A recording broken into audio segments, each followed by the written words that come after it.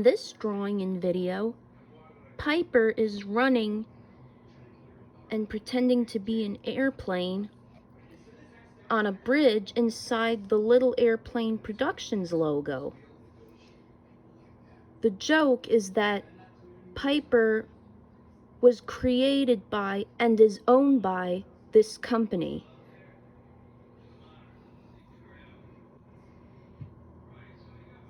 It would be really cool to actually see Piper running and pretending to be an airplane inside the real Little Airplane Productions logo.